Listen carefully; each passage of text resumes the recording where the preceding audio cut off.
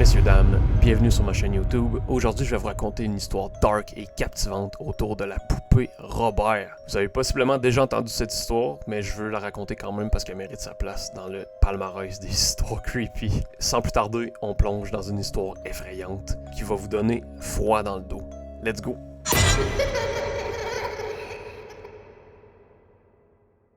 Bienvenue à Key West, en Floride, où une petite poupée de chiffon a marqué des générations avec des événements complètement inexpliqués. Tout commence au début du 20e siècle dans la maison d'un jeune garçon qui s'appelle Robert Eugène Otto, qu'on va appeler Otto pour éviter de se mélanger. Otto vivait avec sa famille dans une maison située à Key West, en Floride, qui est relativement une petite ville. Un jour, alors qu'il avait que 6 ans, il a reçu une poupée en cadeau de la part d'un membre de sa famille qui était parti visiter l'Allemagne. Donc le membre de sa famille, en revenant d'Allemagne, lui a offert cette poupée en cadeau. Mais ce n'était pas n'importe quelle poupée, et les parents et Robert étaient loin de se douter de ce qui allait se passer. La poupée était faite en chiffon et en bois. Elle mesurait environ 90 cm de haut, ce qui est une taille quand même relativement impressionnante pour un jouet. C'est son apparence étrange et sa taille qui ont immédiatement attiré l'attention de ceux qui l'ont vu. Et Robert a décidé de l'appeler Robert. Donc Robert a appelé sa poupée Robert. Dès ce moment, des événements étranges ont commencé à se produire dans la maison.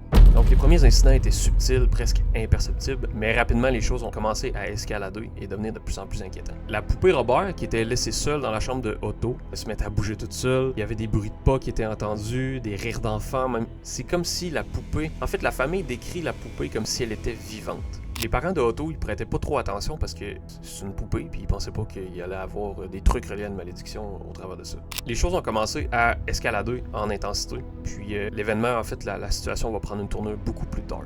Les événements y escaladent, les voisins rapportent des bruits de voix en provenance de la chambre de Otto. Il y avait des bruits de pas, des cris, des chocs, des coups, des bruits de porte, etc. Donc, quand les parents y entrent dans la chambre, ce qui était vraiment étrange là, dans cette histoire-là, c'est que quand les parents, à chaque fois que les parents entraient dans la chambre pour vérifier qu'est-ce qui se passait avec la poupée Robert et Otto, ben la poupée bougeait pas. Il y avait absolument rien. Mais Robert, par contre, l'enfant, là on parle de l'enfant, Otto, lui était terrifié. Il avait peur, il était recroquevillé dans les coins de la chambre. Otto disait à ses parents que la poupée parlait avec lui puis elle lui donnait des ordres. C'est quand même une histoire assez dark, surtout quand c'est un enfant qui dit ça. Donc, à un moment donné, Robert a confié à ses parents que la poupée lui avait dit de faire des choses étranges, des choses qu'un enfant de son âge n'aurait dû et ne devrait pas faire.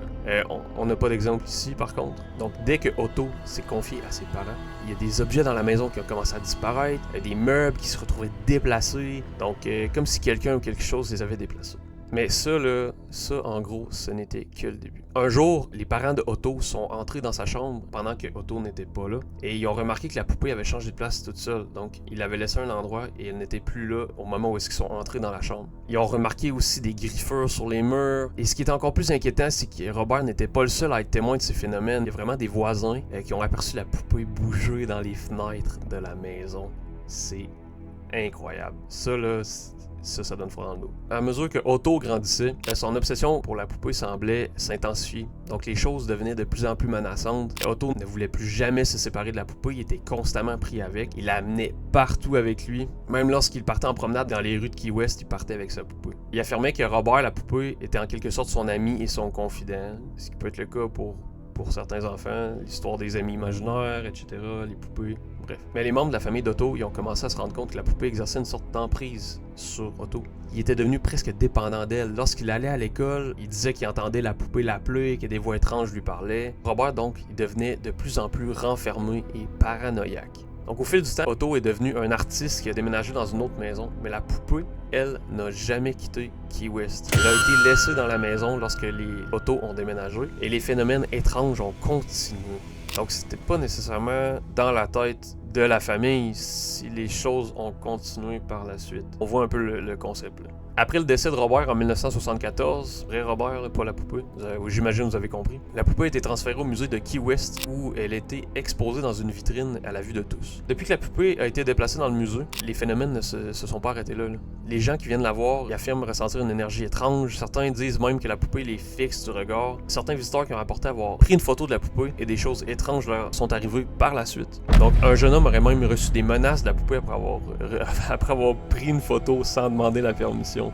On peut douter quand même. Il y a d'autres personnes qui affirment que leurs téléphones ont mal fonctionné après avoir croisé le regard de la poupée Robert. Donc, c'est pas tout. Pour terminer, en fait, le musée reçoit chaque année une dose incroyable de lettres d'excuses envoyées par la poste, qui est envoyée par des visiteurs qui prétendent avoir été maudits ou avoir vécu des expériences vraiment bizarres et fucked up après avoir pris des photos ou dérangé la poupée pendant qu'il était au musée. Donc, il demande pardon en espérant qu'il soit pardonné par la poupée et éventuellement briser la malédiction. La malédiction, on s'entend?